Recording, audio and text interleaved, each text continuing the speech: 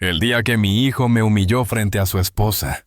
Golpeó la mesa tan fuerte que los platos saltaron y me gritó directamente a la cara: «Solo sirves para pagar».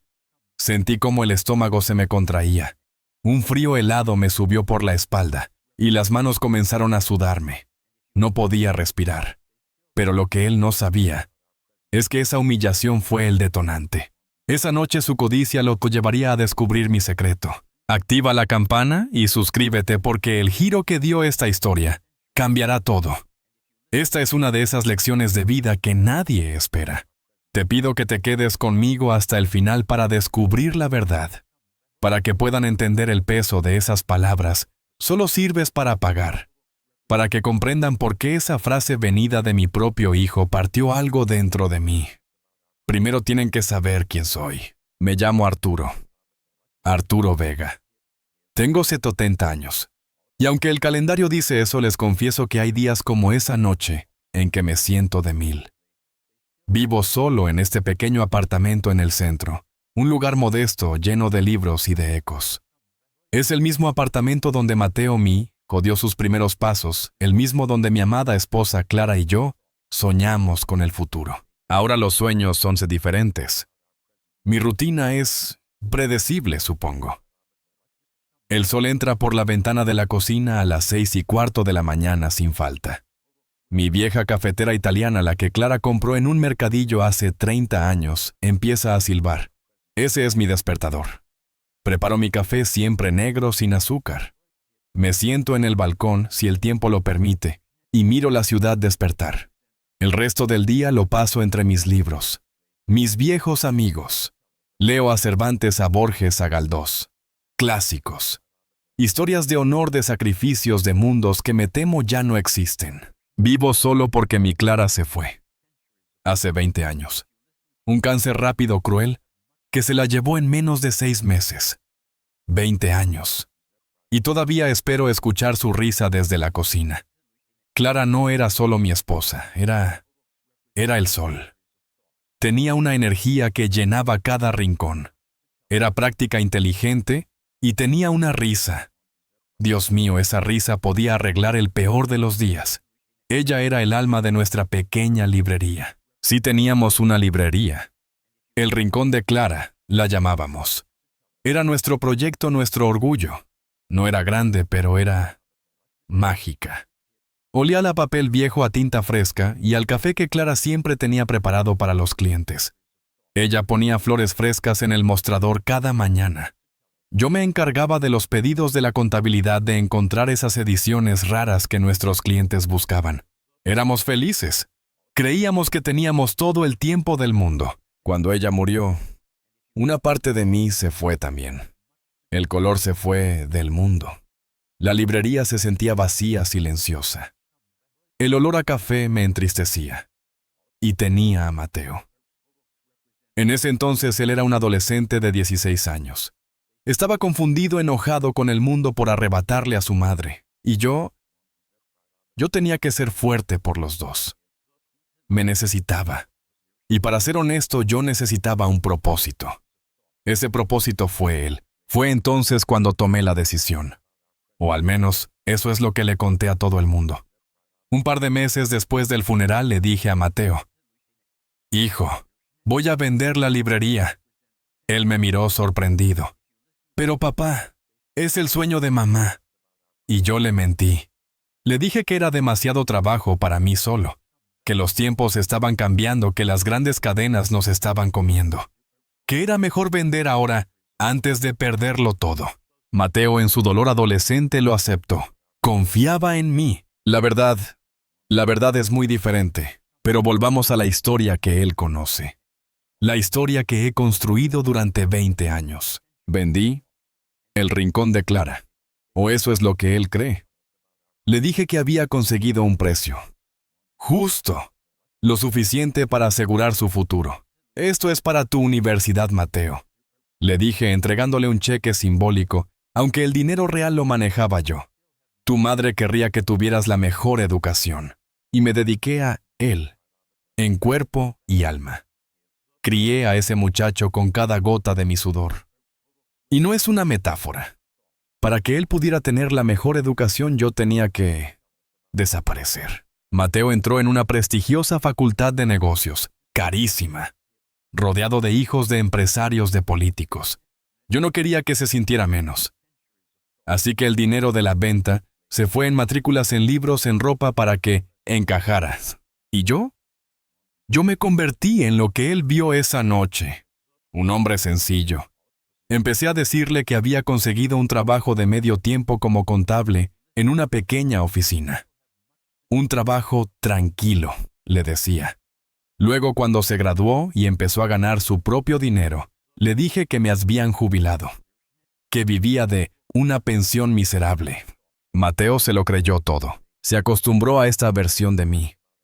El padre bueno, pero un poco fracasado. El hombre que tuvo un sueño lo perdió y ahora vivía al día. Se acostumbró a mi ropa gastada. Papá, ¿por qué no te compras un abrigo nuevo? Ese tiene pelotillas, me decía con una mezcla de cariño y sí vergüenza. Yo me reía y le decía, pero si este todavía abriga, hijo, no hay que gastar por gastar. Se acostumbró a mi apartamento que nunca remodelé.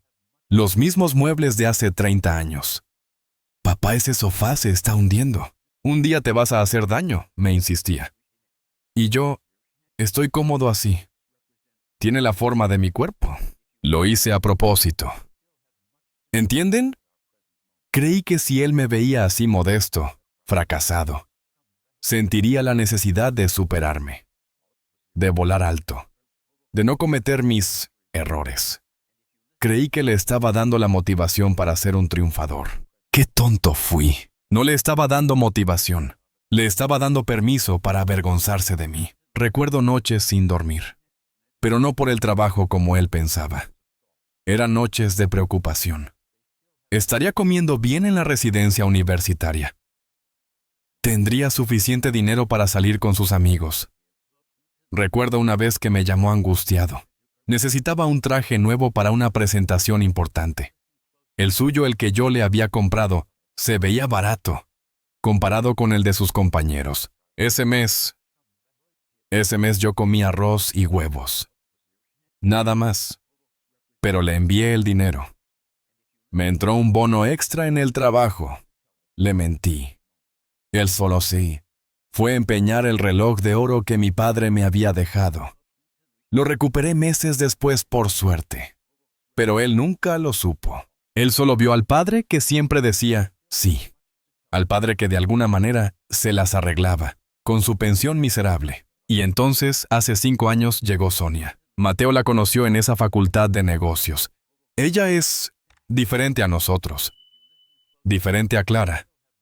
Sonia es pulida, impecable. Siempre vestida de marca con el bolso perfecto, el maquillaje perfecto. Sonia huele a perfume caro y a ambición. Para Sonia el mundo es una hoja de cálculo. Se mide en euros, en propiedades en el coche que conduces y en el restaurante donde cenas. La primera vez que la trajo al apartamento nunca olvidaré su mirada. No fue una mirada de desdén abierta. Fue peor. Fue una mirada de análisis rápido. Como una tasadora. Sus ojos escanearon mi estantería de libros, mi sofá hundido, la pequeña mancha de humedad en el techo de la cocina. Y luego me sonrió. Una sonrisa perfectamente blanca. Arturo, qué acogedor, dijo. Acogedor. Esa palabra que la gente usa cuando quiere decir pequeño y viejo. Desde el principio ella me trató con una condescendencia educada. Como si yo fuera una reliquia. El padre adorable pero irrelevante. El que no entendía de inversiones de mercados de la vida real. Escuchaba cómo le hablaba a Mateo en voz baja cuando creía que yo no oía. Cariño, ¿estás seguro de que tu padre está bien? Quizás deberíamos buscarle un plan de pensiones privado. Mateo, ¿no crees que este barrio es un poco inseguro para él? Sonia medía mi valor por el tamaño de mi cartera. Y en su opinión mi cartera estaba vacía. Yo era un gasto, una carga que su brillante y exitoso marido tenía que soportar. Mateo, cegado por el amor, y supongo por ese mundo de lujo al que Sonia le había dado acceso, empezó a cambiar. Empezó a ver mi vida a través de los ojos de ella. Mi sencillez ya no era humildad, era fracaso. Mis consejos de vida ya no eran sabiduría, eran cosas de viejo. Mi apartamento ya no era un hogar, era una carga. Empezaron a visitarme menos. Las llamadas se hicieron más cortas, y casi siempre giraban en torno al dinero. No a mi dinero, claro, al suyo, a lo bien que les iba, al coche nuevo que se habían comprado, a las vacaciones en Bali. ¿Y yo? Yo fingía estar impresionado. ¡Qué bien, hijo! Me alegro mucho por ustedes. Me convertí en el espectador de la vida que yo mismo había financiado, fingiendo ser el pobre pensionista que lo miraba todo desde la barrera. El hombre que a sus ojos ya no servía para nada más, hasta esa noche. Esa noche en la que necesitaron algo de mí. Esa noche en la que mi inutilidad se volvió un problema para ellos. Esa noche cuando mi hijo me miró con los ojos fríos de Sonia y me dijo que yo solo servía para pagar. Todo empezó un domingo. Los domingos para mí siempre tuvieron un aire nostálgico. Cuando Clara vivía los domingos, eran sagrados. Eran el día de la familia, el día del mercado y el día de su famoso estofado de res. Ese olor. Dios mío, ese olor. Era una mezcla de romero fresco, vino tinto reducido y carne cocida a fuego lento durante horas. Era el olor de mi hogar. Era el olor de la felicidad. Hacía meses, quizás un año, que no lo preparaba. Es un plato que requiere tiempo, paciencia y, para ser honesto, un corazón contento. Y mi corazón no había estado muy contento últimamente. Pero esa semana, cuando Mateo me llamó para decirme que él y Sonia quizás se pasarían el domingo a comer, algo en mí se despertó. Una esperanza tonta. «Claro, hijo, vengan. Les prepararé algo especial», le dije tratando de que mi voz sonara casual. Así que el sábado fui al mercado. No al supermercado de la esquina, sino al mercado viejo al otro lado de la ciudad, donde sabía que el carnicero aún cortaba la carne a mano. Compré la falda de ternera exacta que le gustaba a Clara. Compré zanahorias, baby cebollas perla y una buena botella de vino tinto. No para beber, sino para cocinar. Le guiñé un ojo al vendedor repitiendo el viejo chiste de mi esposa. El domingo me levanté al amanecer. Quería que todo estuviera perfecto. A las 8 de la mañana la carne ya estaba sellada y dorada. A las 9 las verduras y el vino estaban en la olla de hierro fundido, la misma que Clara había heredado de su madre. A las 10 la casa entera olía a recuerdos. Olía a Mateo con 10 años volviendo del fútbol gritando: «Ya está el estofado, mamá», y metiendo el dedo en la salsa. Limpié el apartamento. Saqué el polvo de mis libros aunque nadie los miraría. Puse el mantel bueno, el que tenía un pequeño bordado de flores, que Clara hizo una noche de invierno. Puse los platos buenos, esos que tenían un filo dorado casi borrado por el tiempo. Lo miré todo y por un momento me sentí orgulloso. Era un hogar humilde, sí, pero era un hogar lleno de amor. O al menos lleno del recuerdo del amor. Habían dicho que llegarían a las 2. Para comer, papá. Dieron las 2. El estofado burbujeaba suavemente. Apagué el fuego. Estará perfecto, pensé. Tierno. Dieron las 2:30. El olor en la casa era casi abrumador. Me senté en mi sillón. El tic-tac del reloj de pared parecía gritar en el silencio. Dieron las 3. Empecé a preocuparme. ¿Les habría pasado algo? ¿Un accidente? Dieron las 3:15. Justo cuando me levantaba para llamarlos por teléfono, sonó el timbre. No el intercomunicador de abajo, sino el timbre de mi puerta. Ni siquiera me habían avisado que estaban subiendo. Respiré hondo, borré la preocupación de mi cara y la sustituí por una sonrisa. «El papel Arturo», me recordé. El papel del padre feliz y sencillo. Abrí la puerta, y ahí estaban. Mateo mirando su teléfono con el ceño fruncido. Y Sonia a su lado con unas gafas de sol enormes puestas a pesar de estar en el rellano oscuro de un edificio viejo.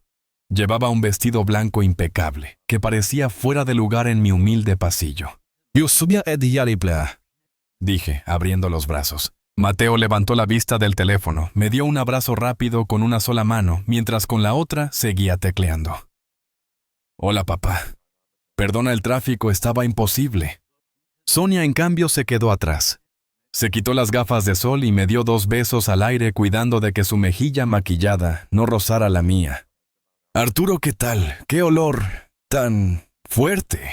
Mi sonrisa flaqueó un segundo. Fuerte es estofado. Como el que hacía tu suegra. Ah, claro, dijo ella entrando y mirando alrededor como si inspeccionara el lugar en busca de polvo.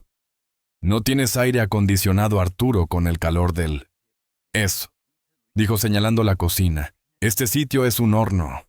Es el otoño, hija. Está agradable. Abrí las ventanas. Mentí. La verdad es que era el calor del horno donde había mantenido el pan caliente. Y no tenía aire acondicionado.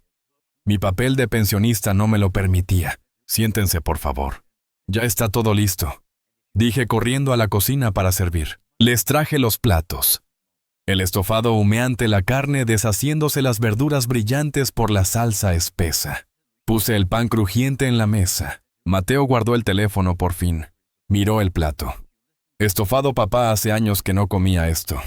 Lo sé, dije sentándome. Por eso lo hice. Tu favorito. Él empezó a comer.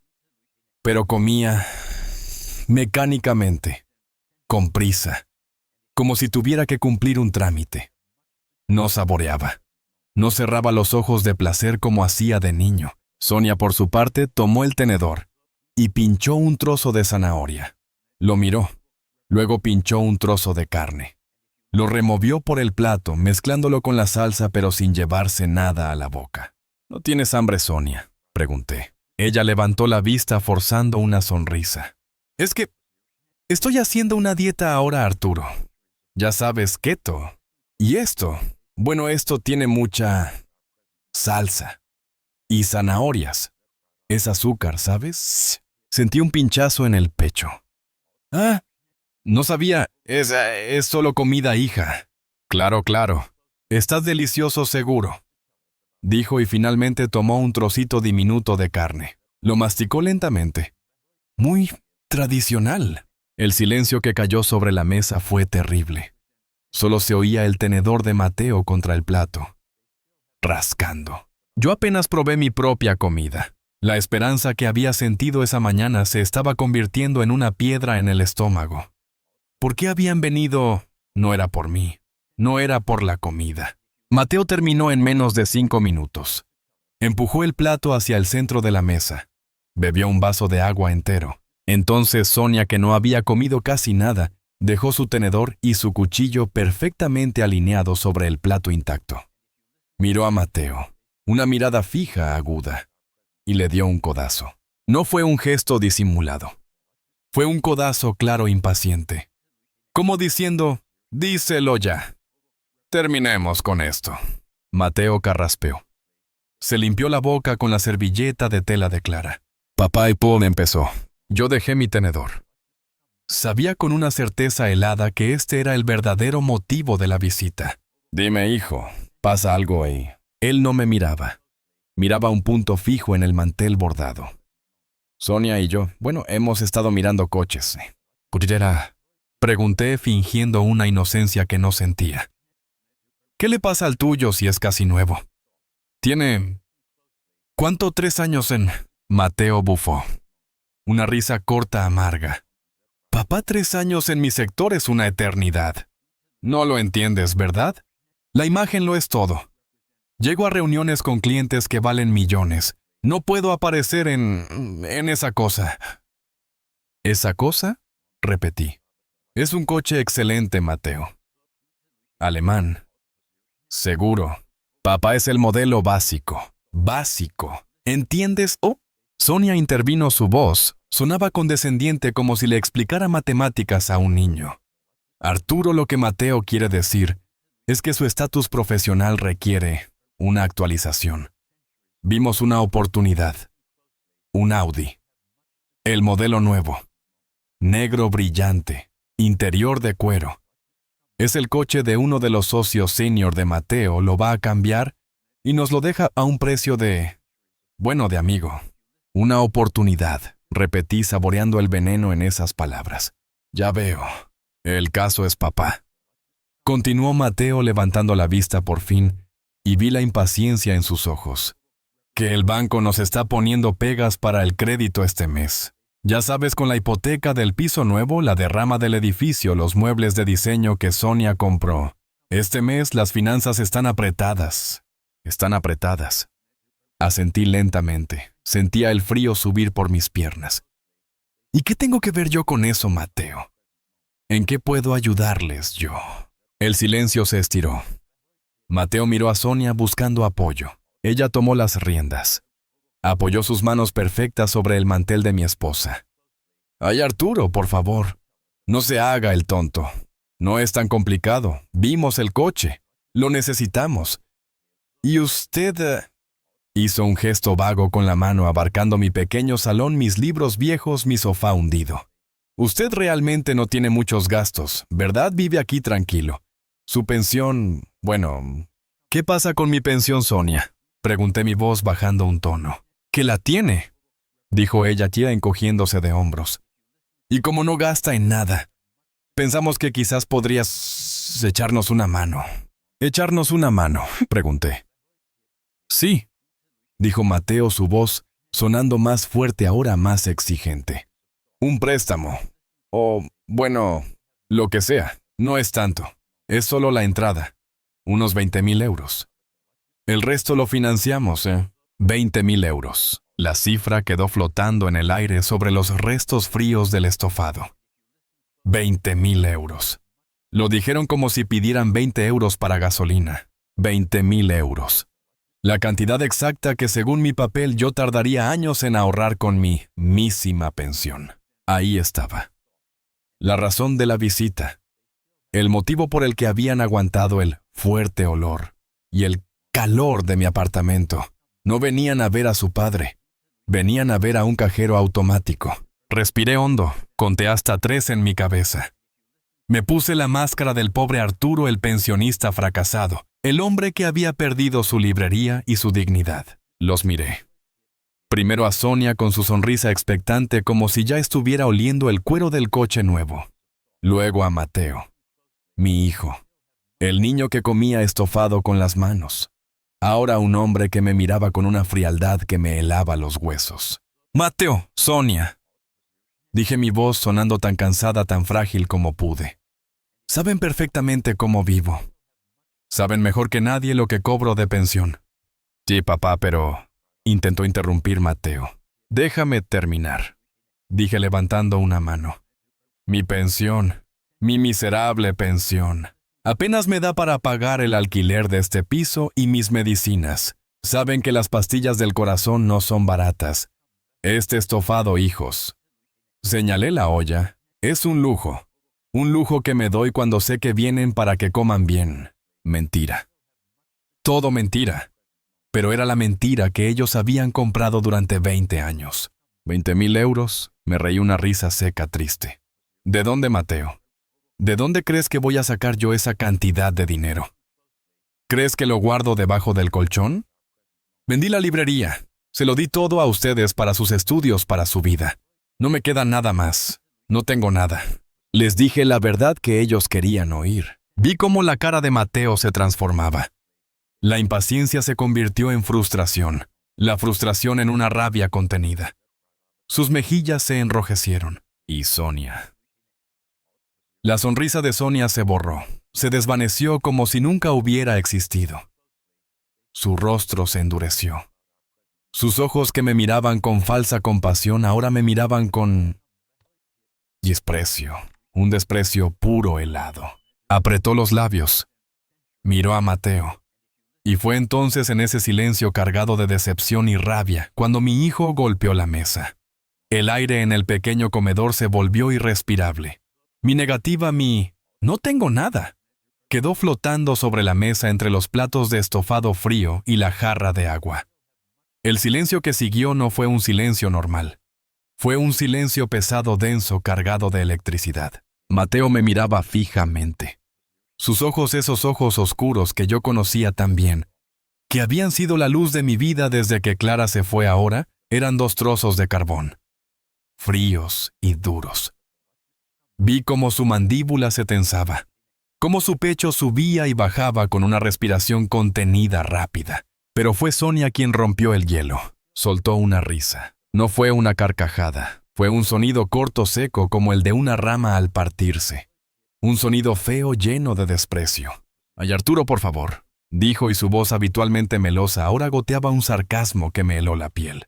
Se reclinó en la silla cruzando sus brazos perfectos sobre su vestido blanco. «Va a empezar con el drama». «No tengo nada», me imitó poniendo una voz lastimera que pretendía ser la mía.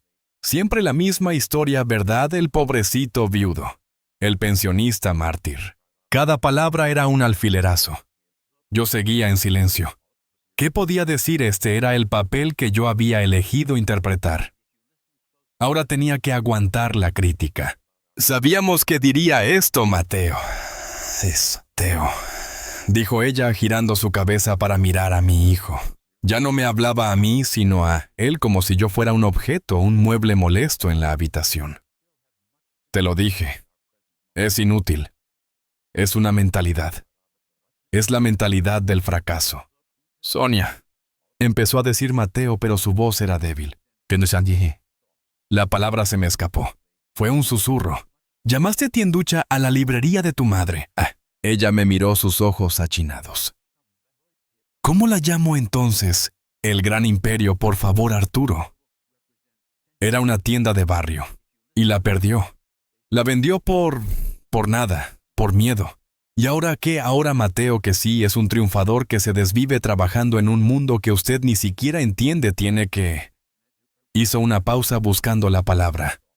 Tiene que cargar con la vergüenza de que su padre viva así. «Sonia, ya basta», dijo Mateo, pero no había convicción en su voz. Había acuerdo. No basta, cariño», insistió ella, su voz subiendo de volumen. «Estoy harta de fingir. Estoy harta de venir a este horno a oler a guiso y a fingir que todo está bien. No está bien, Se inclinó hacia mí, su cara perfecta, ahora contraída por una mueca de asco. «Le pedimos una ayuda. Una simple ayuda. 20,000 euros. Para usted es una fortuna, claro. Para nosotros es la entrada de un coche, una herramienta de trabajo. ¿Y qué hace usted llorar? Quejarse de sus pastillas». Me miró fijamente. Sus ojos eran como dos cuchillos de hielo. «Vamos, Arturo, sea sincero por una vez. ¿De qué sirve tener un padre si no puede ayudarme?» La pregunta. La sentencia. No fue una pregunta. Fue una ejecución. Fue la declaración final de mi inutilidad. Miré a Mateo. Era el momento. El momento en que mi hijo, el hombre que yo había criado, el niño al que le había leído cuentos, el adolescente al que había apoyado. Era el momento de que él dijera: «Sonia, cállate. Es mi padre. No vuelvas a hablarle así». Esperé. El reloj de la pared hacía un tic-tac ensordecedor. Tic-tac. Mateo no dijo nada. Me miró. Y en sus ojos no vi ni una pizca de lealtad, ni un gramo de amor.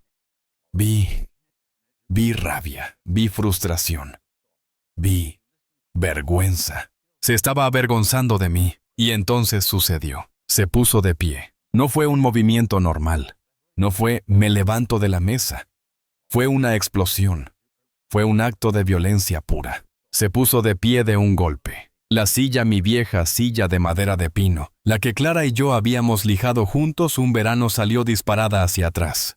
El respaldo golpeó la pared con un sonido sordo, ¡ploc!, y la silla cayó de lado al suelo. Al mismo tiempo, sus dos manos hechas puños, golpearon la mesa. ¡Pum! El golpe fue tan brutal que la mesa entera se sacudió. Los platos, los míos, los de él, el plato casi intacto de Sonia, saltaron. El estofado frío, la salsa marrón oscura que había cocinado durante 6 horas, salpicó el mantel bordado de Clara. El vaso de agua de Mateo se volcó y un torrente de agua helada corrió por la mesa empapando el pan y cayendo en cascada sobre mi regazo. Sentí el frío del agua calándome los pantalones, pero mi cuerpo estaba paralizado. «¡Tiene razón!», gritó. La voz. Dios mío, la voz. No era la voz de Mateo. Era Era un alarido, un rugido que venía de lo más profundo de su pecho. Un sonido gutural animal lleno de una rabia que yo no sabía que él albergaba. Me quedé petrificado. El agua goteaba desde mi regazo al suelo, pero yo no podía moverme. «Estoy harto», gritó señalándome. Su dedo temblaba no de miedo, sino de furia. Su cara, su hermosa cara, la cara de Clara, estaba roja, congestionada. Las venas de su cuello parecían a punto de estallar. «Harto», repitió. «Harto de esta miseria. Harto de tu mentalidad de pobre. Harto de tus excusas. Harto de venir aquí y oler a estofado y a vejez. Mateo», susurré. El aliento apenas me salía. «Hijo». «No me llames hijo». Se inclinó sobre la mesa. Su rostro estaba a centímetros del mío. Podía oler el vino caro que seguramente había bebido antes de venir, un vino que costaba más que mi compra de la semana. Podía ver sus poros dilatados. «No tengo nada», se burló imitando mi voz cansada, la voz del pensionista Arturo. «Todo lo que sabes decir. ¿Es esa tu única contribución al mundo? Quejarte de tus medicinas. Yo te di». Intenté defenderme, pero mi voz se rompió. «Te di la educación». «¿Y qué?», gritó. «¿Crees que te debo la vida por eso? Era tu obligación, tu maldita obligación». «¿Y luego qué?» «¿Luego qué hiciste? Te rendiste. Vendiste la librería de mamá por 4 duros y te sentaste a morir. Te convertiste en esto, un viejo quejándose en un piso de mierda». «Mateo, por favor», rogué. Por favor que papá». Su rabia era un huracán. Estaba destrozando todo. «Toda la vida siendo una carga», espetó. Esa palabra otra vez. «Carga». La palabra que Sonia había usado. «Una carga yo». Mi voz fue un hilo. «Sí, una carga», gritó tan fuerte que sentí el vaho de su aliento en mi cara. «¿Qué crees que siento cuando mis amigos, cuando los socios de Sonia me preguntan por mi padre, ¿Qué les digo? Que mi padre es un pobre diablo que vive de una pensión, que no tiene ni para un aire acondicionado. Me da vergüenza, vergüenza. ¿Lo entiendes? Sonia tiene que aguantar que mi padre viva en este agujero, mientras sus padres viven en una mansión en La Moraleja».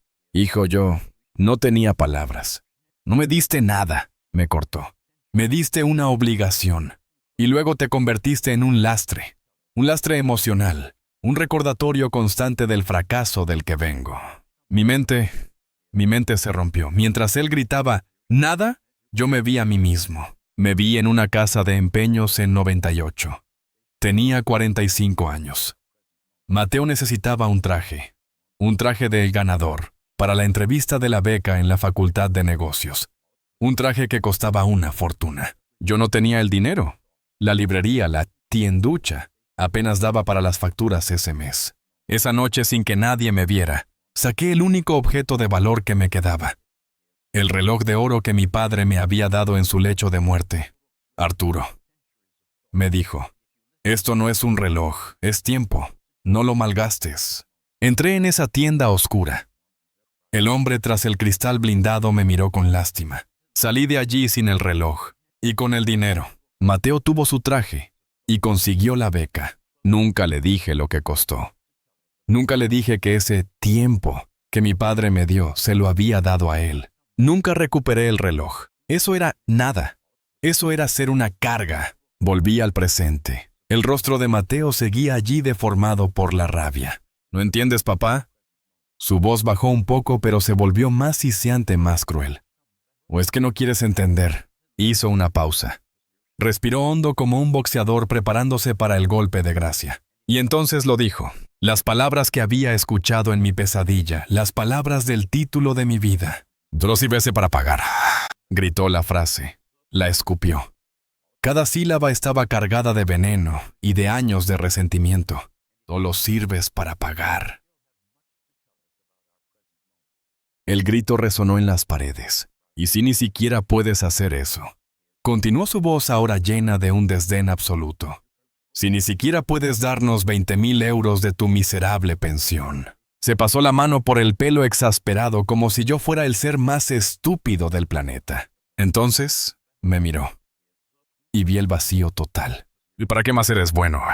El silencio. El eco de su grito se desvaneció, pero las palabras quedaron allí. ¿Para qué más eres bueno? No me moví. No podía respirar. Sentí algo físico. Como si mi corazón, que había estado latiendo con pánico, simplemente se detuviera. No se detuvo. Empezó a latir de otra manera. Lento, pesado, frío. Como si la sangre que bombeaba se hubiera convertido en plomo. Como si se hubiera roto. No como si se hubiera congelado. Solo sirves para pagar. Miré mis manos. Manos de 70 años. Manos arrugadas con manchas de la edad. Manos que habían pasado páginas, que habían contado monedas, que habían firmado cheques de matrículas, que habían limpiado mocos y lágrimas. Manos que habían sostenido la mano de Clara mientras moría. Y ahora solo servían para pagar. Levanté la vista. Mateo seguía de pie, jadeando. La rabia en su rostro había desaparecido, reemplazada por un agotamiento, un desdén frío, como si hubiera terminado un trabajo sucio. Y entonces la vi a ella, Sonia. Estaba sonriendo. No era una carcajada. No era una sonrisa de alegría. Era una sonrisa pequeña apretada en las comisuras de sus labios perfectamente pintados. Era una sonrisa victoriosa. La sonrisa de alguien que acaba de ganar una apuesta. La sonrisa de alguien que había confirmado su hipótesis. Su hipótesis era que yo era un inútil. Un cero a la izquierda. Y mi hijo, su marido, acababa de confirmárselo con creces. Ella había ganado. Había roto el último vínculo que quedaba entre mi hijo y yo. Esa sonrisa me dolió más que todos los gritos de Mateo. El grito de Mateo fue pasión, aunque fuera una pasión cruel y equivocada. La sonrisa de Sonia fue cálculo. Fue maldad pura, fría y consciente. Ella ni siquiera me miraba a mí, miraba a Mateo, y en su mirada había una admiración que me revolvió el estómago. Admiración por el hombre que acababa de destruir a su padre. «Vámonos, cariño», dijo Sonia. Su voz volvió a ser suave, melosa, como si nada hubiera pasado. Se levantó de la mesa con una elegancia fluida. Alisó su vestido blanco, que seguía impecable. Cogió su bolso caro que estaba en el respaldo de la silla. Mateo no dijo nada más, ni una palabra, sin decir más. Como decía el guión de esta tragedia, simplemente asintió. Ni siquiera me miró. Dio la vuelta a la mesa evitando el charco de agua. Sus zapatos caros italianos no hacían ruido en mi suelo viejo de tarima. Cogió su abrigo que estaba colgado en el perchero junto a la puerta. Sonia ya estaba en el rellano con la puerta abierta esperándole, como si huyera de un lugar contaminado. Mateo se paró en el umbral. Su espalda ancha llenaba el marco de la puerta. Durante un segundo estúpido. Una parte de mí, el padre idiota que todavía vivía en algún rincón de mi corazón congelado, pensó que se daría la vuelta. Pensó que diría: «Papá, perdóname, no quería decir eso». Pensó que vería la silla caída, el estofado derramado, mi cara rota, y que se daría cuenta. No lo hizo. Dio un paso hacia afuera, hacia el pasillo oscuro, y cerró la puerta. ¡Pam! El portazo. El edificio entero pareció vibrar. El pequeño apartamento que había aguantado terremotos emocionales durante 20 años se estremeció hasta los cimientos. Mis ojos secos sin lágrimas se fijaron instintivamente en la pared del salón. Allí estaba ella, Clara, en la foto de nuestra boda. Ella con su vestido sencillo, sonriendo, sus ojos llenos de vida y de sueños. Yo a su lado, joven flaco, mirándola como si fuera el centro del universo. El marco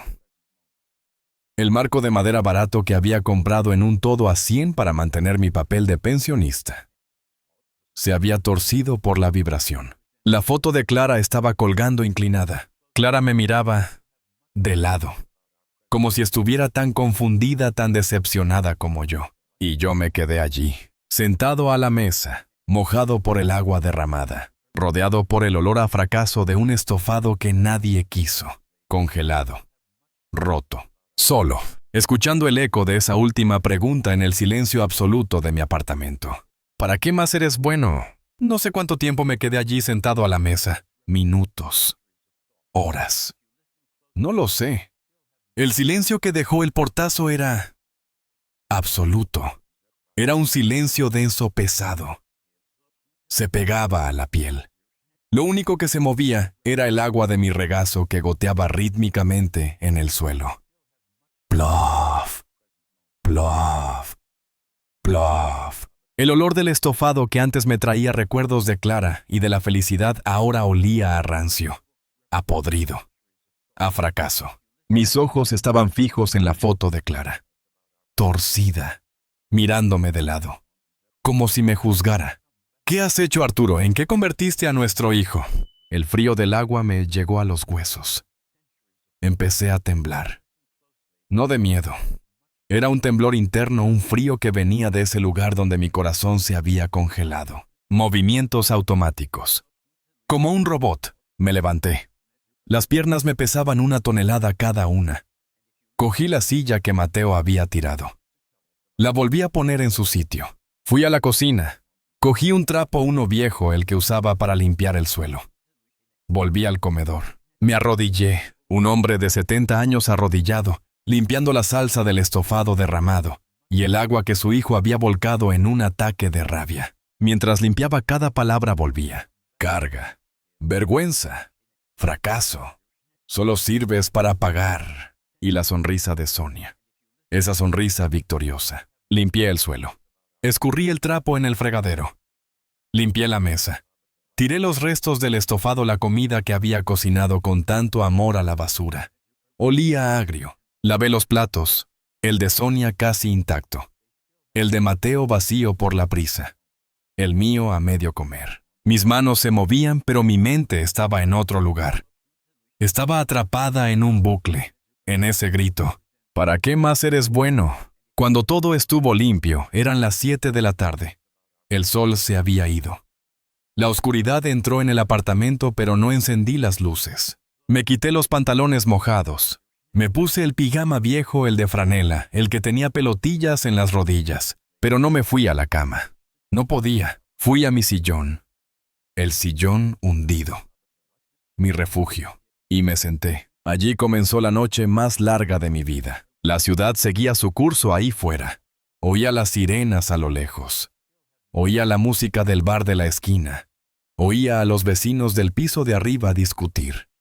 La vida seguía. Pero dentro de mí todo se había detenido. Me senté en la oscuridad y dejé que las palabras volvieran. Esta vez las analicé, una por una. Solo sirvo para pagar. Repetí la pregunta en voz alta en la habitación vacía. La voz me sonó extraña, rota. Solo sirvo para pagar. Mi vida entera desfiló ante mis ojos, pero no la vida que ellos conocían. Mi vida secreta. Recordé el coche que no compré. Hace 10 años. Mateo se acababa de sacar el carné. Estaba eufórico. Papá, tenemos que comprar un coche, aunque sea uno de segunda mano, para movernos. Y yo, en mi papel de pensionista, le dije, hijo, con la pensión no llega. Es un lujo que no podemos permitirnos. La verdad es que ese mismo año, cafés y letras Clara, mi imperio secreto había donado 300,000 euros para construir una biblioteca infantil en un barrio pobre. Una biblioteca que llevaba el nombre de mi esposa. Yo iba en autobús, un autobús lento, sudoroso, lleno de gente. Y Mateo me miraba con lástima. Pobre papá, ni un coche puede tener. Yo sacrifiqué mi comodidad no por pobreza, sino por discreción, por mantener mi tapadera, para que él no se convirtiera en un niño rico consentido. Era eso, solo servir para pagar. Recordé las vacaciones que no tomé. Clara y yo siempre soñamos con ir a Roma, ver el Coliseo, pasear por la Toscana. Cuando ella murió, juré que iría por los dos. Hace 5 años, Mateo y Sonia se casaron. Una boda por todo lo alto. Una boda que por supuesto no pagué yo, el pensionista. La pagaron los padres de ella. Yo fui el invitado de segunda. el padre pobre del novio. Poco después me dijeron que se iban de luna de miel. A Roma, papá, dijo Mateo. Y a la Toscana. El sueño de mamá. Yo sonreí. Qué maravilla, hijo. Disfruten por los dos. Mi corazón se rompió en 1000 pedazos. Pero sonreí. Ellos no sabían que esa misma semana yo había firmado la compra de un local en la Quinta Avenida de Nueva York. La primera sucursal internacional de Cafés y Letras Clara. Un negocio de millones de dólares. Yo podría haber comprado Roma entera si hubiera querido.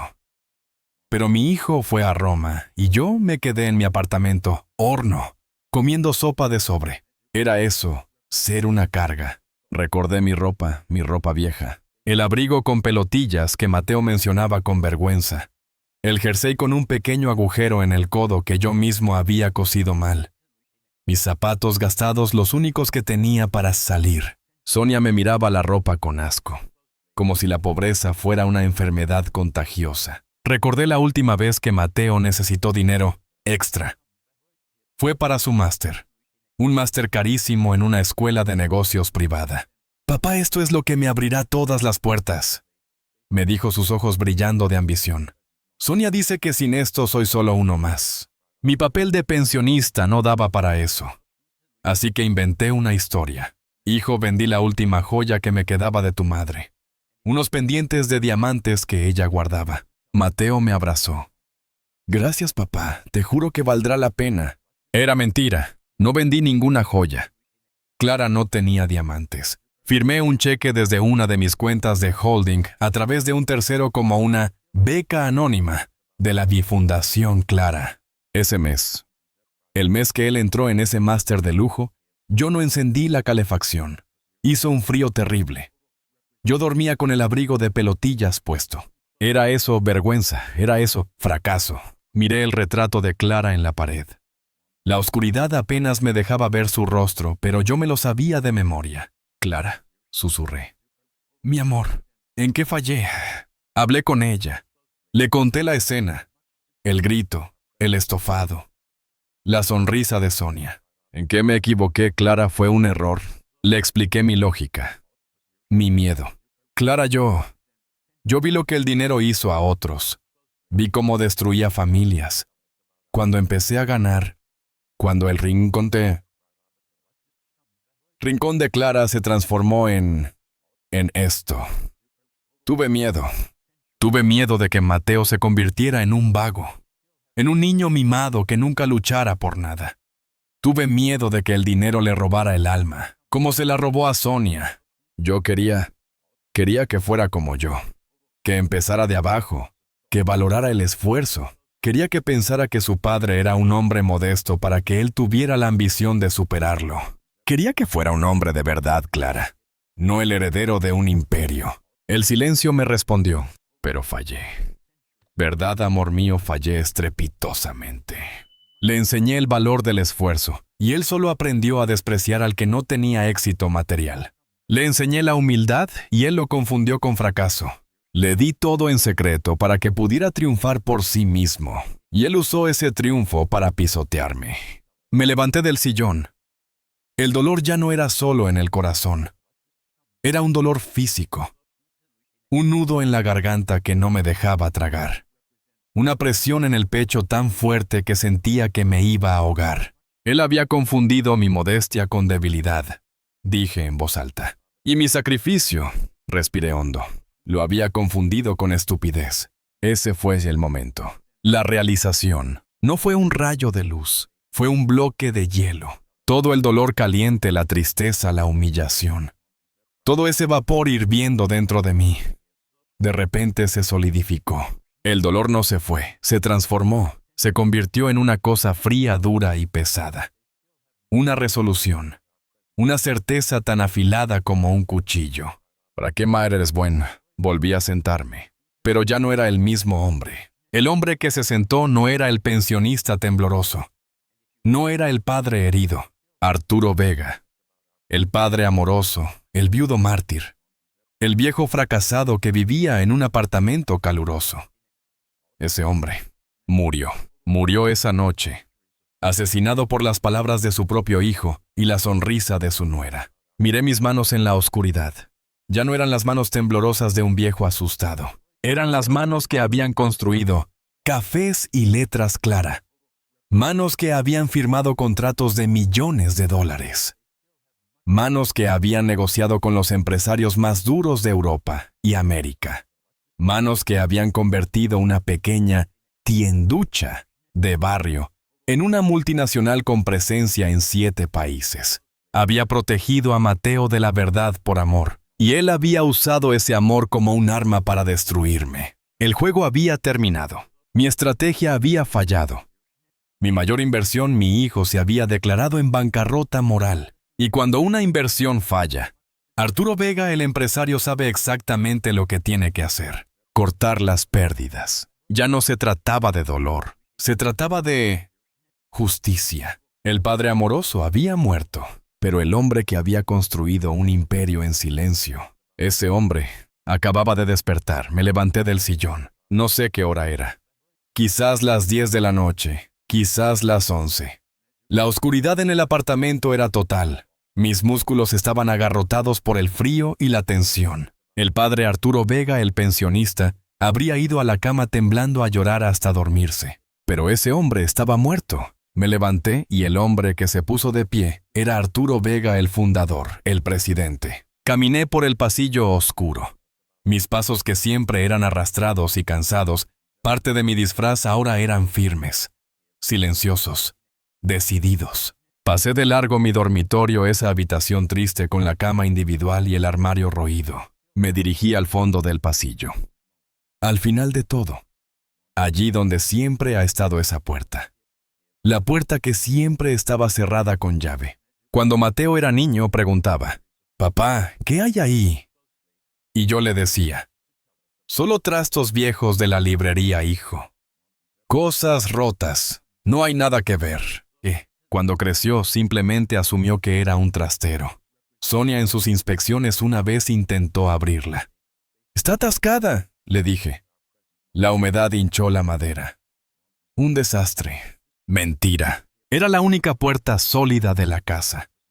Una puerta blindada con cerradura de seguridad. Saqué mi llavero. No el que tenía la llave del portal y la del buzón. El otro. El que guardaba en el fondo de mi bolsillo, cosido en un compartimento secreto. Metí la llave. Giró con un sonido suave aceitado. ¡Clic! Abrí la puerta. El aire que salió de esa habitación era diferente. Olía a poder, a cuero, a tecnología. Entré y cerré la puerta detrás de mí. Bienvenidos a mi verdadero hogar. El resto del apartamento, el que Mateo y Sonia despreciaban, era un escenario, un decorado. Un disfraz de 70 metros cuadrados que había mantenido durante 20 años. Esta habitación, esta era la cabina de mando. No había muebles viejos. No había olor a humedad. Las paredes estaban insonorizadas. Una moqueta gruesa y oscura cubría el suelo. En el centro no había un sillón hundido. Había una silla ergonómica de cuero negro, que valía más que todos los muebles del salón juntos. Y frente a ella, el escritorio. Una superficie de madera noble pulida, vacía salvo por la tecnología más avanzada. 3 monitores curvos de alta definición. Un teclado minimalista de aluminio. Y un portátil cerrado fino como una cuchilla con el logo de una manzana mordida. Aquí no había fotos de Clara. Aquí no había lugar para el sentimentalismo. Aquí era donde Arturo Vega, el empresario, había construido cafés y letras Clara. Me senté. El movimiento fue fluido. Mi espalda, que siempre fingía estar curvada por la edad y la derrota, se enderezó. Abrí el portátil. La pantalla me reconoció al instante. Sin contraseñas. Reconocimiento facial. Y el mundo se abrió. Correos electrónicos. Informes de bolsa. Gráficos de rendimiento. El pensionista no existía aquí. Miré la hora. Las 11:20 de la noche. Perfecto. Las 5:20 de la tarde en Nueva York. Y las 7:20 de la mañana en Tokio. Tenía trabajo que hacer. Me puse los auriculares inalámbricos, unos que cancelaban cualquier ruido exterior. Inicié la videollamada. Mi rostro apareció en la pantalla. Ya no era el rostro del pobre Arturo. Era el rostro que inspiraba respeto y un poco de miedo en mis juntas directivas. Ojos fríos. Mandíbula firme. Uno a uno los rostros de mi equipo ejecutivo aparecieron en la pantalla. «Buenas noches, señor Vega», dijo Kaito, mi director de operaciones en Asia. «¡Arturo!», saludó Rebeca, mi directora financiera desde Nueva York. «Llegas tarde a tu propia emergencia». Estaba ocupado. Dije, mi voz sonando diferente, más profunda, más clara. La voz del mando. «Rebeca, dame la situación de la adquisición de Seúl». «Kaito, ¿por qué los informes de logística de Singapur muestran un retraso del 3%? Durante la siguiente media hora estuve en mi mundo, dando órdenes, analizando cifras que tenían 7, 8, 9 ceros. «No, Rebeca, no vamos a usar la línea de crédito. Es demasiado cara. Liquidaremos los bonos alemanes, ahora mismo». «Kaito, el proveedor de Tokio está mintiendo. Duplica el pedido al de Vietnam. Quiero que el proveedor japonés sepa que lo hemos sustituido mañana por la mañana». Estaba en medio de una negociación hostil, reorganizando millones de dólares, moviendo hilos en 3 continentes. Cuando sonó el timbre, un sonido estridente, vulgar, el timbre de mi apartamento disfraz, fruncí el ceño, me irritó. En mi monitor principal minimicé la junta directiva y abrí la cámara de seguridad oculta en el rellano. Y lo vi. Mateo, solo, de pie bajo la luz amarillenta del pasillo. No miraba el teléfono. Se mordía las uñas. Parecía miserable. Así que la culpa había llegado. Más rápido de lo que pensé. O quizás Sonia lo había mandado a intentar ablandarme de nuevo. Mi primer instinto fue ignorarlo. Dejarlo llamar hasta que se cansara. Pero entonces, una idea fría precisa. El plan que se había formado en mi resolución de hielo. «Rebeca, Kaito», dije interrumpiéndolos. «Denme un minuto, tengo que atender un asunto doméstico». Apagué mi micrófono. Pero dejé la cámara encendida. Dejé la junta directiva mirándome. Me levanté, caminé hacia la puerta de mi estudio. Y por primera vez en 20 años, la dejé abierta. Salí al pasillo oscuro del apartamento disfraz. El timbre volvió a sonar, esta vez con más insistencia. «Papá, sé que estás ahí. Ábreme, por favor». Su voz sonaba rota, culpable. ¡Qué buena actuación! Caminé lentamente hacia la puerta principal. La abrí. Eran cerca de la medianoche. Mateo estaba allí tal como lo había visto en la cámara. Tenía los ojos rojos. Había llorado. ¿O era solo la rabia? Me miró. Y su rostro se llenó de alivio al verme. Al ver al pobre papá. «Papá». Empezó su voz temblando. «Papá, mira yo». Me quedé mirándolo.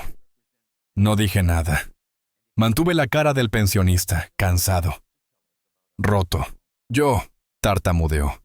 «Lo que dije, la forma en que Sonia me provocó. Yo no quería decir eso, papá. Estaba enfadado por el coche, pero…» Se frotó la cara. Parecía desesperado. «Papá, por favor, di algo. Grítame. Insúltame. Pero no te quedes así». Yo seguí en silencio. Él dio un paso para entrar al apartamento. «Papá, tenemos que…»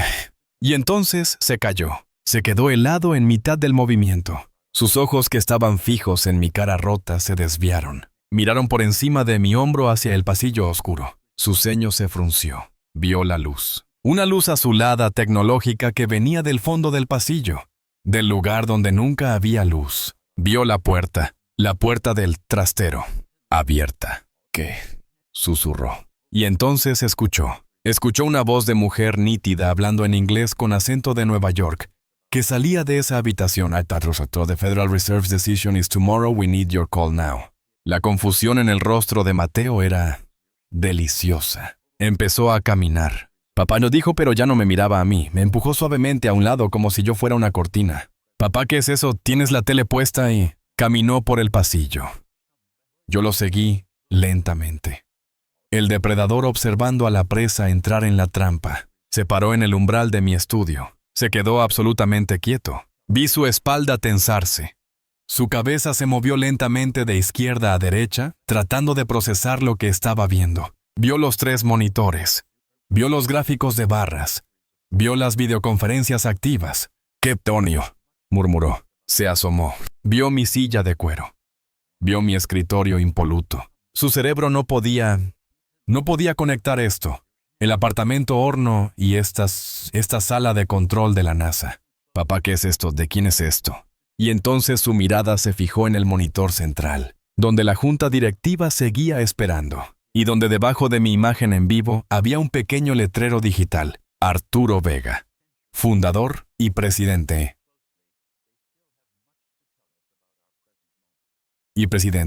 Pero no fue eso lo que lo rompió. Fue el logo. El logo que estaba en la esquina de la presentación de PowerPoint que Rebeca estaba compartiendo. Un círculo elegante, con la caligrafía perfecta de su madre. Cafés y letras clara. Mateo dio un paso atrás, tropezó, como si le hubieran disparado. No, susurró. No, eso no. Conocía ese logo. Por supuesto que lo conocía. Era la cadena de librerías café más grande y lujosa del país. Estaban en cada aeropuerto, en cada calle principal. Eran el símbolo del éxito cultural. Eran multimillonarios. Siempre había pensado que era una coincidencia, una broma cruel del destino, que alguien más había usado el nombre de su madre para triunfar. Papá, de su voz era un hilo. Volvió a mirar, vio mi escritorio y vio los papeles que yo había dejado allí descuidadamente antes de que él llegara. Los informes financieros, los informes que había estado revisando antes de la llamada. La hoja de resumen. Activos totales, 1.200 millones de euros. Beneficio neto, 345 millones de euros. Vi cómo sus ojos leían las cifras. Vi cómo su rostro pasaba del rojo al blanco. Un blanco pálido enfermizo. Abrió la boca, pero no salió ningún sonido. Cafés y letras claras. La tienducha. Susurró para sí mismo, recordando las palabras de Sonia. Levantó la vista de los papeles y me miró. Yo seguía de pie en la puerta, pero ya no era el pensionista. Yo lo miraba con la misma frialdad con la que había mirado a Kaito cuando me informó del retraso de logística. Ya no había dolor en mis ojos, no había tristeza, solo había contabilidad. El cierre de cuentas. Tú, dijo, tú no eres... Descubrió que yo no era un pensionista pobre. Tú... Tragó saliva, el sudor frío brotando en su frente. Eres multimillonario. El secreto de 20 años había muerto. Justo a tiempo. Rebeca Kaito. Dije volviendo a mi silla, poniéndome los auriculares, ignorando a mi hijo paralizado en la puerta. Disculpen la interrupción, volvamos a la adquisición de Seúl. Seguí con mi reunión durante 10 minutos más. 10 minutos que para Mateo debieron ser una eternidad. Él seguía allí paralizado en el umbral de mi estudio. No podía moverse. Su cerebro estaba intentando procesar 20 años de mentiras. Su mundo entero, construido sobre la base de mi fracaso, se estaba desmoronando en tiempo real. Kaito, Rebeca, cerramos la operación en Seúl.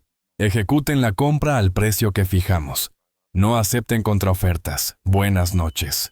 Cerré la videollamada. Los 3 monitores se quedaron en negro reflejando el rostro pálido y sudoroso de mi hijo. El silencio en la habitación era absoluto. El silencio de un búnker. Cerré el portátil con un movimiento lento y deliberado.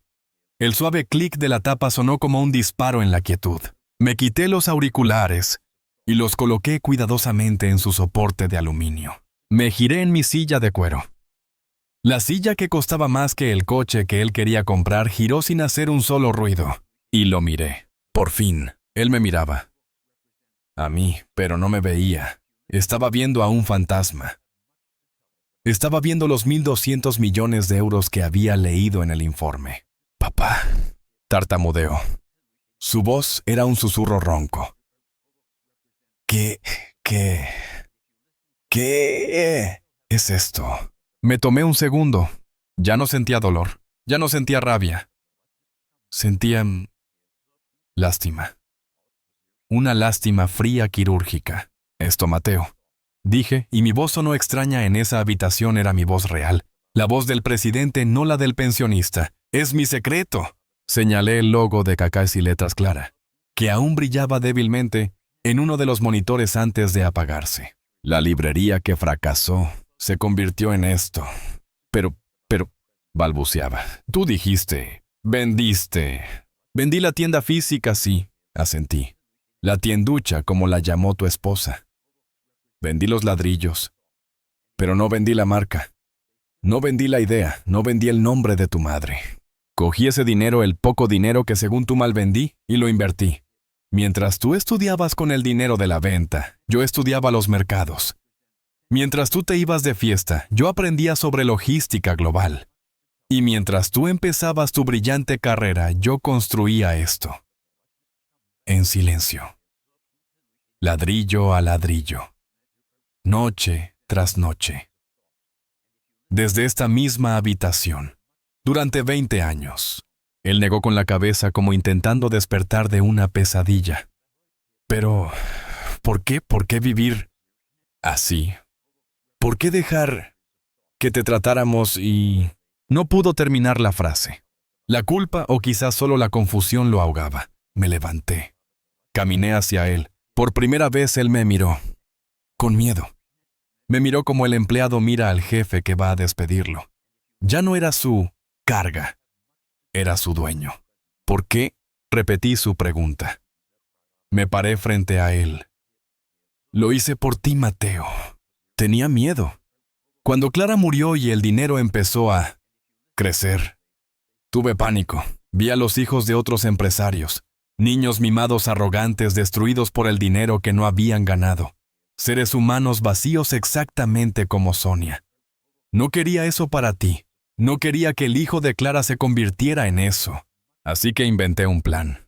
Inventé al pobre Arturo, al pensionista, al fracasado. Viví modestamente, me vestí con harapos, comí arroz y huevos, para que tú tuvieras hambre, para que lucharas, para que sintieras la necesidad de superarme, para que construyeras tu propia vida basada en el esfuerzo, no en la herencia. Hice una pausa y mi voz se tiñó de una tristeza genuina. Viví modestamente porque el dinero nunca me importó, Mateo. Para mí el dinero era solo una herramienta para darte la mejor educación, para pagarte ese traje de la entrevista, para financiar tu máster en secreto. Una herramienta para protegerte de sí mismo. Pero fallé. Fallé miserablemente. Porque el dinero te encontró de todas formas, a través de ella, y te envenenó igual. Te enseñé el valor del esfuerzo y tú aprendiste a despreciar al que fracasaba. Te enseñé la humildad y la llamaste miseria. Te di protección y la llamaste vergüenza. El hombre que yo intenté criar murió hace mucho. El hombre que estaba frente a mí en la cena de hoy. Ese hombre es un extraño para mí. Mateo pareció reaccionar. El shock inicial estaba dando paso a algo más. Un cálculo rápido, una esperanza desesperada. «Papá», exclamó, y esta vez su voz fue más fuerte. Dio un paso hacia mí e intentó agarrarme el brazo. «Papá, lo entiendo todo. Dios mío, eres un genio. Lo hiciste por mí. Lo entiendo». Una sonrisa histérica empezó a dibujarse en su cara. «Papá, somos ricos». Esa palabra, somos. Oh, Dios mío, papá, somos ricos. 1,200 millones. ¡Sonia! Sonia se va a volver loca. Ya no tendremos que preocuparnos por el Audi. Podemos comprar el maldito concesionario. Papá, me has hecho rico. Su transformación fue instantánea. Del shock a la euforia. ¿Y esa euforia? Selló su destino. Lo miré. La última chispa de lástima que sentía por él se extinguió. Sonríe, lo interrumpí. Mi voz fue un latigazo. Él se cayó. Su sonrisa se congeló. «No, Mateo», dije separando cada palabra. «Tú no eres rico. Yo soy rico, tú...» Lo miré de arriba abajo. A él. A su traje caro pagado con mi dinero secreto. A sus zapatos italianos. A su ambición desnuda. Tú eres pobre. Eres la persona más pobre que conozco. Porque no tienes nada que valga la pena. No tienes lealtad. No tienes gratitud. No tienes dignidad. Y desde esta noche ya no tienes padre. El color desapareció de su rostro otra vez. ¿Papá? ¿Qué? ¿Qué dices? Es una broma, ¿verdad? Papá soy yo. Soy Mateo. Tu hijo. Tu único hijo. Estás enfadado, lo entiendo, pero soy tu hijo. Hablemos de negocios, Mateo, dije volviendo a mi escritorio. Ya que te graduaste en esa facultad tan cara que te pagué. Abrí el cajón superior de mi escritorio. Un cajón que no tenía papeles. Solo tenía un documento. Un único documento doblado con una cubierta azul de notario. Verás, esta noche, justo después de que te fueras, comencé mi voz tranquila. Justo después de que me gritaras que solo servía para pagar, hice una llamada. No fue a Kaito ni a Rebeca. Fue a don Alejandro, mi abogado personal. El hombre que ha manejado mis asuntos y los de Cafés y Letras Clara durante 20 años. El mismo hombre que gestionó la venta de la librería y que creó tu beca anónima para el máster. Le pedí que viniera. Es un hombre eficiente. Estuvo aquí a las 10:30. Con su notario. Mientras tú probablemente estabas en casa celebrando con Sonia cómo habías puesto al viejo fracasado en su sitio.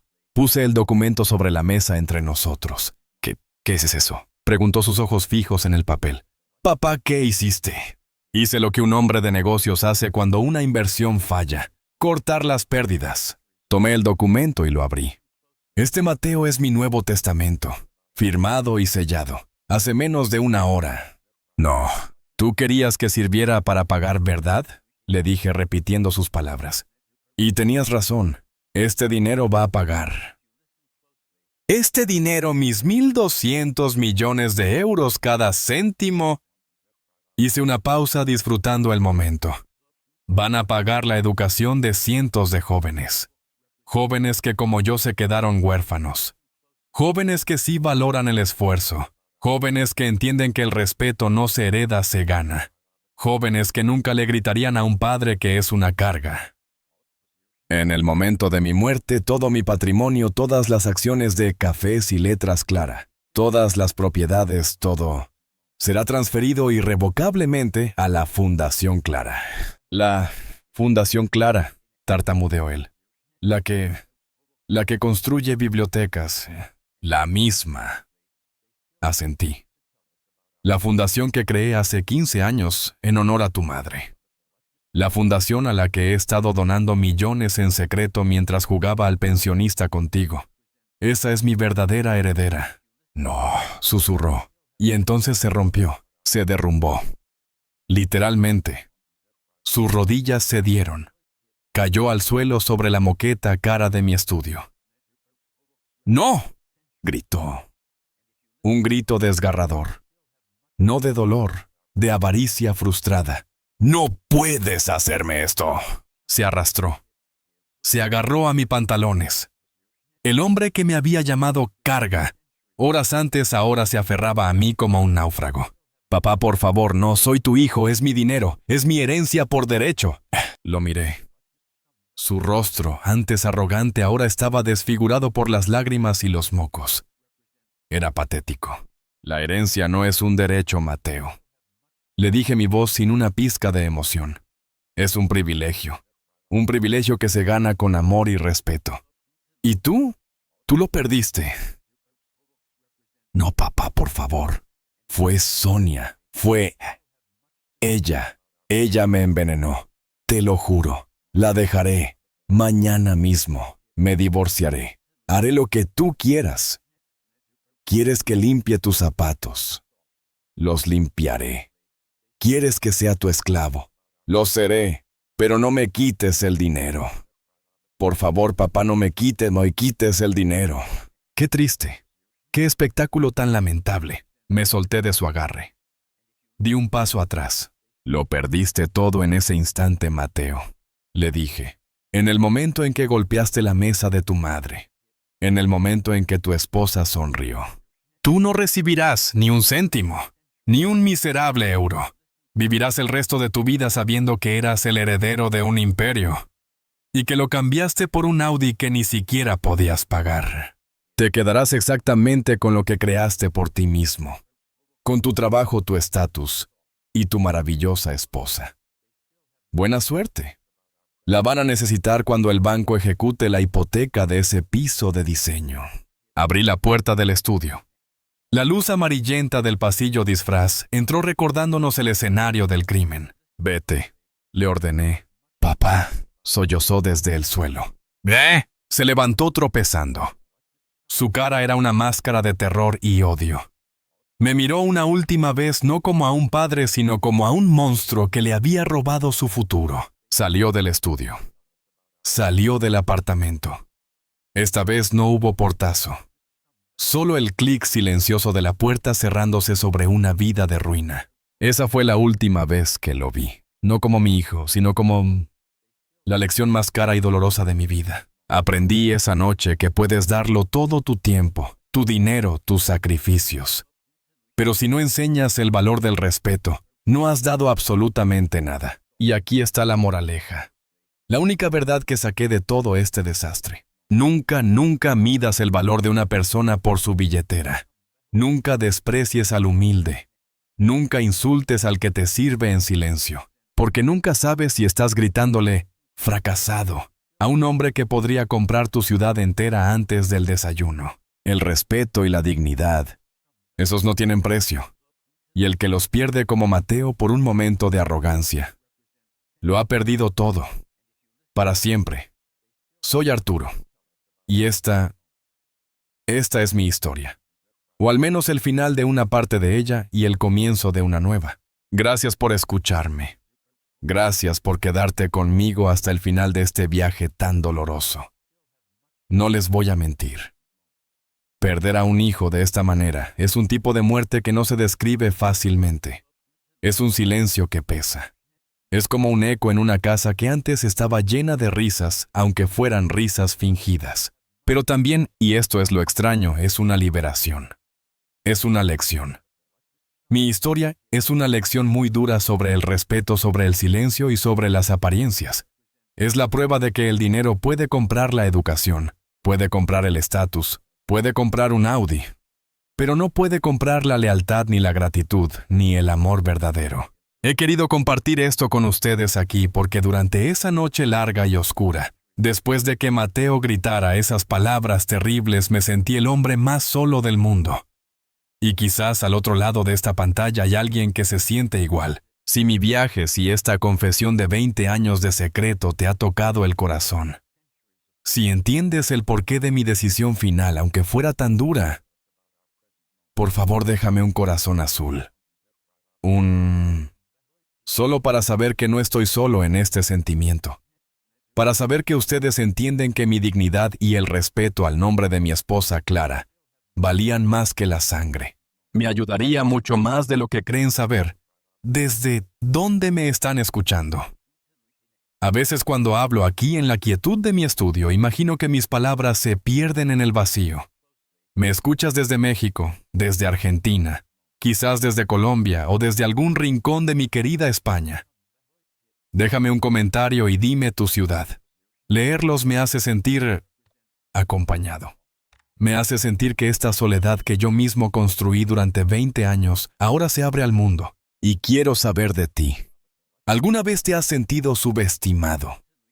¿Alguna vez has sentido que aquellas personas a las que más has dado te miran por encima del hombro?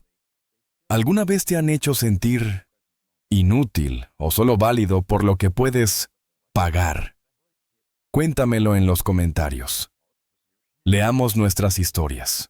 Apoyémonos mutuamente, porque mi historia, aunque extrema por las cifras, sé que no es única. El dolor del desprecio de un ser querido es un idioma universal. Si crees que esta lección puede servirle a alguien, comparte esta historia. No por mí, sino por cualquiera que necesite recordar su propio valor. Quizás tienes un amigo que está siendo maltratado en silencio. Quizás conoces a alguien que está sacrificando su dignidad por mantener unida a una familia que no lo valora. Envíales esto. A veces la historia de un extraño es el permiso que necesitamos para tomar nuestras propias decisiones difíciles. Y por favor recuerda siempre mi lección. No dejes que nadie, ni siquiera tu propia sangre, defina tu valor. No dejes que nadie te diga para qué sirves. Tú sabes lo que vales. Tú sabes los sacrificios que has hecho en silencio.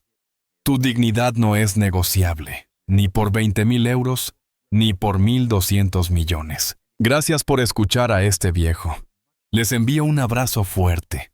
Un abrazo sincero desde mi nueva paz. Arturo Vega, 70 años desde mi verdadero hogar.